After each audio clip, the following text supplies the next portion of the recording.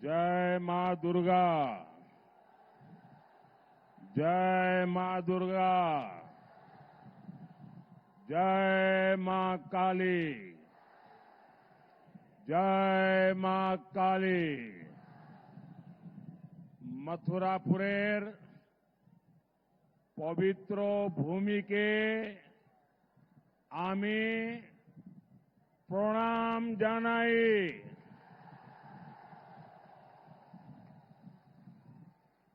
मैं पवित्र गंगा सागर को प्रणाम करता हूं। इस पवित्र तीर्थ में आप सभी का, माताओं बहनों का ये अनंत आशीर्वाद मैं देख रहा हूं। ये बताता है कि बीजेपी की विजय कितनी प्रचंड होने जा रही है।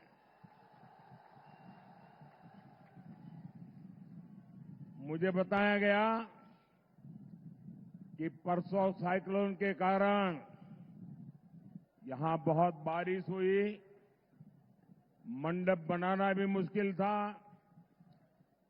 कोई जगह भी तय होना मुश्किल था कि कहां पर कार्यक्रम करेंगे। आखिर में कुछ ही घंटों में आप लोगों ने खुले में कार्यक्रम करने के लिए हिम्मत दिखाई और सूर्य देवता ने भी कृपा कर दी।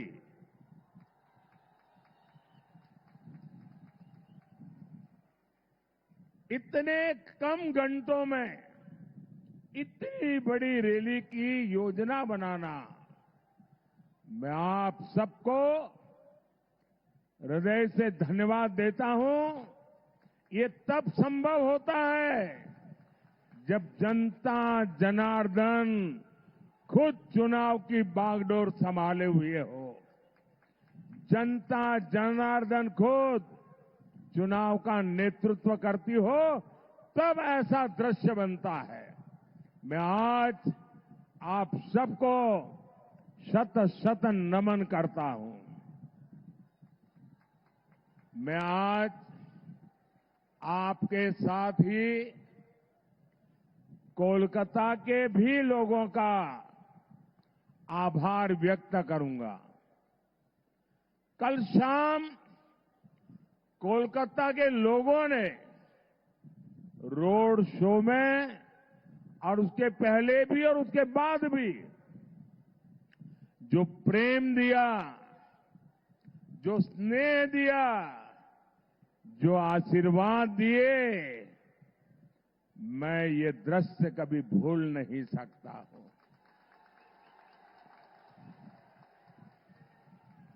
मैं कोलकाता वासियों का भी इतना लगाव, इतना उत्साह, उमंग, इतने भरपूर आशीर्वाद जी भर के आज मैं उनका धन्यवाद करता हूं। साथियों, आपका ये स्नेह, ये साफ साफ संदेश दे रहा है। फिर एक बार, फिर एक बार, फिर एक बार, फिर एक बार, आभार एक बार, आभार एक बार, आभार एक बार। साथियों, 24 के इस चुनाव में बंगाल में ये मेरी आखिरी सभा है। इसके बाद मैं उड़ीसा चला जाऊंगा। कल आखिरी दिन मैं पंजाब में बिताऊंगा। एक प्रकार से कल शाम को प्रचार पूरा हो जाएगा और उस अर्थ में बंगाल की ये मेरी 2024 के चुनाव की आखिरी सभा में इस पवित्र मिट्टी के दर्शन करने का मौका मिला है। आपके उत्साह और उमंग को अनुभव करने का मौका मिला है। 2024 का ये लोकसभा चुनाव कई मायनों में अलग है, अद्भुत है। ये चुनाव आगे बढ़कर के देश के राजनीतिक दल नहीं, देश के राजनेता नहीं, ये चुनाव कश्मीर से कन्याकुमारी, अटक से कटक देश की जनता ने उसकी बागडोर संभाली हुई है। इस चुनाव का नेतृत्व देश की जनता कर रही है, क्योंकि उसी जनता ने 10 साल की विकास यात्रा भी देखी है और 60 वर्षों की दुर्गति भी देखी है। आप याद करिए, देश के करोड़ों गरीब जीवन की मूलभूत सुविधाओं से वंचित थे। भारत जैसे देश में भुखमरी की खबरें आम होती थी। करोड़ों लोगों के सर पर छत नहीं थी। महिलाएं खुले में शौच जाने के लिए मजबूर थी। पीने के लिए पानी नहीं। 18,000 से ज्यादा गांवों में बिजली नहीं। उद्योगों के लिए संभावनाएं नहीं। ये तो एक दृश्य। सबसे बड़ा दुर्भाग्य ये भी था कि सुधार के लिए चर्चा भी नहीं होती थी। परिवारवाद की राजनीति ने करोड़ों करोड़ युवाओं के सपने मार दिए थे। 5-5 पीढ़ी को आजाद हिंदुस्तान में तबाह कर दिया गया। उनके सपनों को रौंद दिया गया। उनकी आशा आकांक्षाओं को मिट्टी में मिला दिया गया। जो देश हमारे साथ आजाद हुए थे, हमसे छोटे थे, सामान्य थे, वो आज कहां से कहां पहुंच गए। हमारे पास इतना टैलेंट, इतना स्किल का सामर्थ्य, युवा आबादी की बढ़त, लेकिन हम पीछे छूटते चले गए। वही भारत आज जब नई रफ्तार से आगे बढ़ रहा है तो पूरी दुनिया देख रही है। आज पूरी दुनिया में भारत का डंका बज रहा है। बज रहा है कि नहीं बज रहा है? आज दुनिया में भारत का डंका बज रहा है कि नहीं बज रहा है? अमेरिका में भारत का डंका बज रहा है। यूरोप में भारत का डंका बज रहा है। ऑस्ट्रेलिया में भारत का डंका बज रहा है। जापान में भारत का डंका बज रहा है। ये किसने किया? ये किसने किया? ये किसने किया? ये किसने किया? ये किसने किया? जी नहीं, आपका जवाब गलत है। ये सब हुआ है आपके एक वोट की ताकत से। ये आपका वोट जिसने मोदी को मजबूत बनाया, और मोदी की मजबूत सरकार ने दुनिया में भारत का झंडा फहरा दिया। ये ताकत मोदी की नहीं, ये ताकत आपके एक वोट की है। हमने 10 साल में 4 करोड़ गरीबों को पक्के घर बना करके दिए हैं। 12 करोड़ से ज्यादा घरों तक पानी पहुंचाया। हर गांव तक बिजली पहुंचाई। आज हम विश्व की 5वीं बड़ी अर्थव्यवस्था है। हम तीसरी बड़ी अर्थव्यवस्था बनने की दिशा में तेज गति से आगे बढ़ रहे हैं। अब भारत विकसित भारत बनने की राह पर चल पड़ा है। अब आने वाले 5 साल स्वर्णिम भारत के निर्माण में निर्णायक भूमिका निभाएंगे। एक बहुत बड़ा टर्निंग पॉइंट है और इसकी शुरुआत 4 जून को होने जा रही है। साथियों, विकसित भारत के लिए विकसित बंगाल का निर्माण जरूरी है। ये तभी होगा जब आप ऐसे एमपी चुने जो इस विजन को लेकर चले। इसलिए मुझे बंगाल से ज्यादा आप कमल जिताकर भेजेंगे, इसका आशीर्वाद चाहिए। मुझे ज्यादा से ज्यादा बीजेपी के एमपी चुन करके आप भेजें, इसके लिए मैं आपका आशीर्वाद मांगने आया हूं।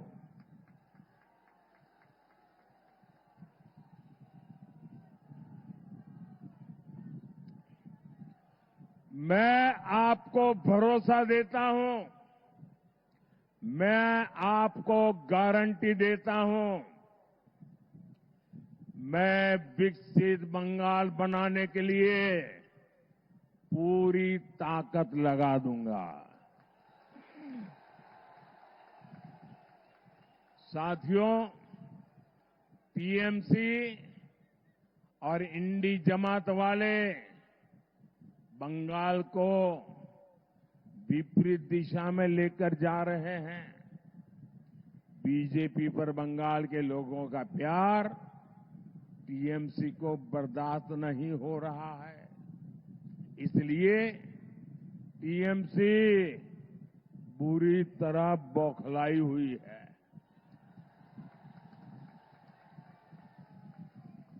क्या क्या बोलते हैं। बंगाल के प्रति नफरत से भरी हुई टीएमसी के पास एक ही हथियार बचा है, एक ही हथियार बचा है, एटा होते देवो ना।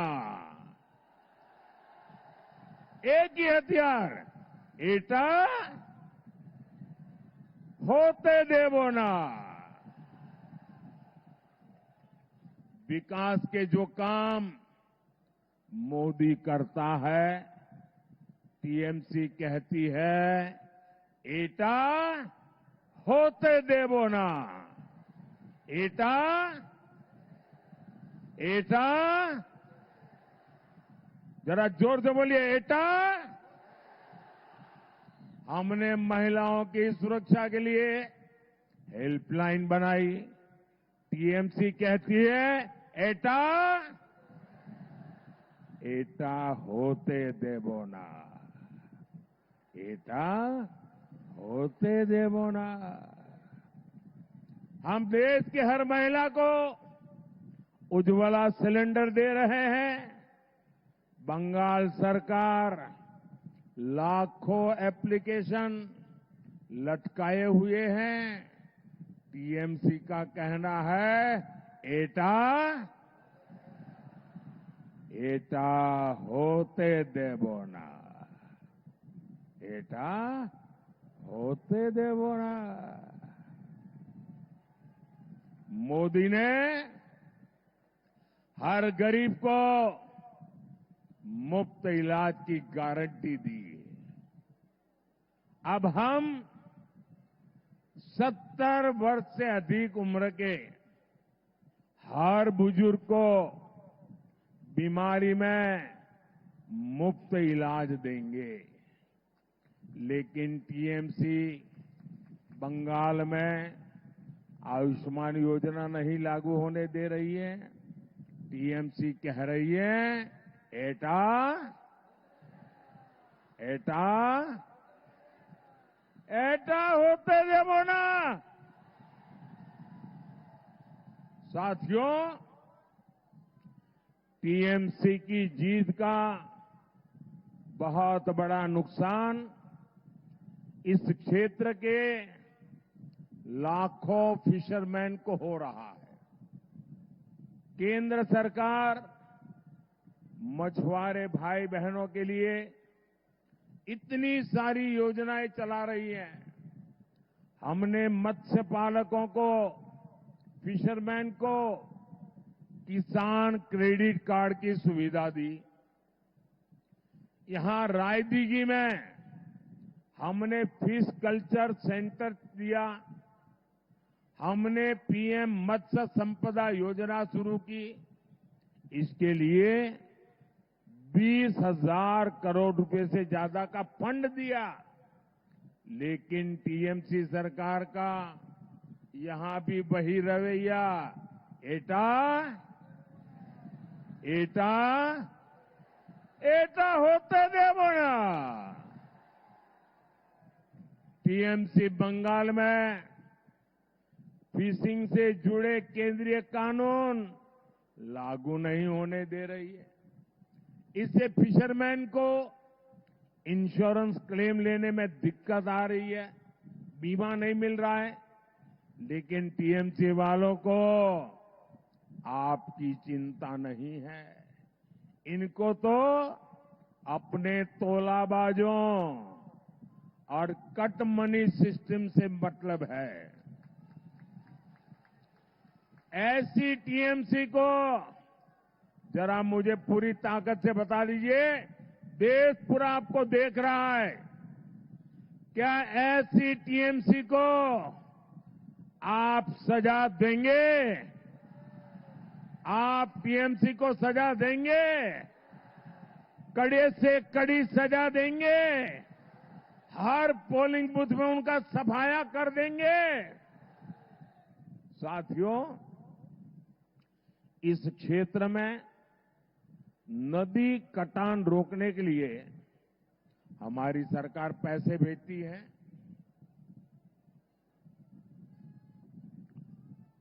वो पैसा टीएमसी खा गई। इनका एक ही एजेंडा है, इनको हर चीज में काटमानी चाहिए। इनको तो काटमानी चाहिए।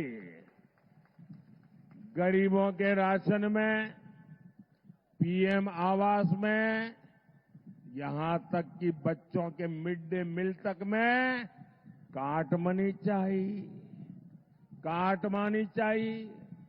साथियों, टीएमसी बंगाल के लोगों से इतनी चिढ़ी हुई है, टीएमसी बंगाल की पहचान को खत्म करने में लगी है। ये बंगाल के मठों को, साधु संतों तक को नहीं छोड़ रही।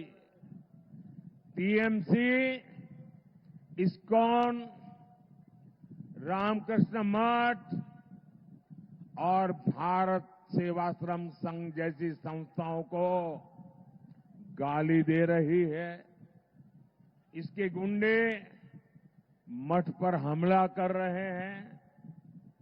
राम मंदिर 500 साल बाद अयोध्या में प्रभु राम का मंदिर बना।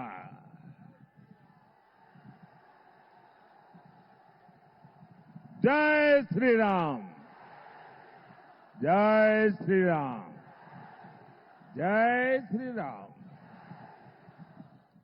राम मंदिर हमारी आस्था का केंद्र है। टीएमसी के लोग राम मंदिर को अपवित्र बताते हैं। ऐसी टीएमसी कभी भी बंगाल की संस्कृति की रक्षा नहीं कर सकती। भाइयों और बहनों, अब तो टीएमसी सरकार तुष्टीकरण के लिए देश के संविधान पर भी खुलकर हमला करने लगी है। हमारे संविधान ने दलितों, पिछड़ों को आरक्षण दिया है, लेकिन बंगाल में उस आरक्षण की खुली लूट हो रही है। मुसलमानों के फर्जी ओबीसी सर्टिफिकेट बनाए जा रहे हैं। ओबीसी समाज का हक छीनकर मुसलमानों को दिया जा रहा है। कोलकाता हाईकोर्ट ने ये फर्जी सर्टिफिकेट रद्द कर दिए। टीएमसी हाईकोर्ट का आदेश टाल नहीं सकती, लेकिन मुसलमानों में झूठ बोल रही है, भ्रम फैला रही है। आप कल्पना करिए, तुष्टीकरण के लिए ये लोग किस सीमा तक जाने को तैयार है। 1 जून को आपका एक वोट इन खतरनाक इरादों को रोकेगा। हम सुरक्षित और विकसित बंगाल की नई यात्रा शुरू करेंगे। साथियों, आज बंगाल के युवाओं को मिलने वाले अवसर ये घुसपैठिए छीन रहे हैं। आपकी जमीन जायदाद पर वो लोग कब्जा कर रहे हैं। पूरा देश चिंतित है। बंगाल के सीमावर्ती इलाकों में डेमोग्राफी बदली गई है। इन लोगों ने सीएए का इतना विरोध क्यों किया? सीएए को लेकर इतना झूठ क्यों बोला? इतना झूठ क्यों फैला रहे हैं? लेकिन बंगाल में इन्हें अवैध घुसपैठियों को बचाना है। जो हिंदू शरणार्थी है, जो मतुआ समाज के लोग हैं, टीएमसी उन्हें यहां नहीं रहने देना चाहती। लेकिन आप चिंता मत करिए। 4 जून के बाद टीएमसी के इन सारे हथकंडों की हवा निकलने जा रही है।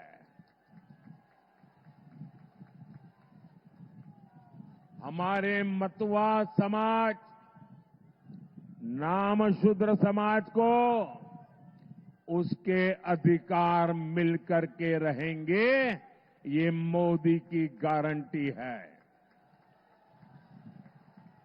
सभी शरणार्थियों को आन बान शान के साथ भारत की नागरिकता मिलेगी, ये मोदी की गारंटी है। साथियों, टीएमसी ने बंगाल और इस क्षेत्र को विकास से वंचित रखा है। लोग भी समझ चुके हैं, ईमानदारी से विकास ये केवल और केवल बीजेपी ही कर सकती है। हमने यहां 2 फूड प्रोसेसिंग यूनिट्स लगवाई है।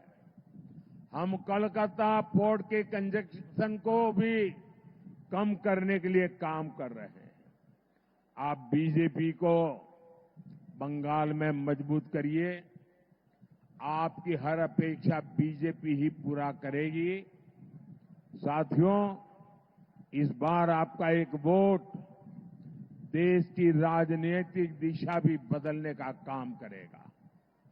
4 जून के बाद अगले 6 महीने में देश में बहुत बड़ा राजनीतिक भूचाल आने वाला है। ये परिवारवादी पार्टियां अपने आप बिखर जाएगी। इनके कार्यकर्ता भी अब थक चुके हैं। वो भी देख रहे हैं कि देश किधर जा रहा है और ये पार्टियां किधर जा रही है। साथियों, हमारे साथ यहां मंच पर बीजेपी के 3 प्रत्याशी उपस्थित हैं। मथुरापुर से श्री अशोक पुरकायत जी, जयनगर से डॉक्टर अशोक कंडारी जी और डायमंड हार्बर से अभिजीत दास बॉबी जी। मेरा आग्रह है, इन्हें भारी बहुमत से विजयी बनाएं। इन्हें दिया हुआ आपका वोट मेरी शक्ति बढ़ाएगा। मैं रविंद्रनाथ टैगोर को याद करते हुए अपनी बात समाप्त कर रहा हूं और मैं बंगाल के लोगों का भी जो उत्साह, उमंग और समर्थन दिया है, इसके लिए आभार व्यक्त करते हुए आज की मेरी अंतिम सभा, इस चुनाव की अंतिम सभा का आखिरी दौर है। गुरुदेव रविंद्रनाथ ने कहा था, ओ आमार देशेर माटी, ओ आमार देशेर माटी, तोमार पोरे थेके,